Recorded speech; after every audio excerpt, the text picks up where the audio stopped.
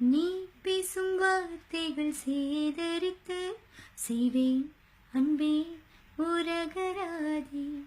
நீ தூங்கும் நேரத்தில் தூங்காமல் பார்ப்பேன் தினம் உன் தலை கோதி. காதோரத்தில் எப்போதுமே உன் மூச்சு காற்றின் வெப்பம் சுமப்பேன். கையோடுதான் கை கோர்த்துதான் உன் மார்பு சூற்றில் முகம் புதைப்பேன்.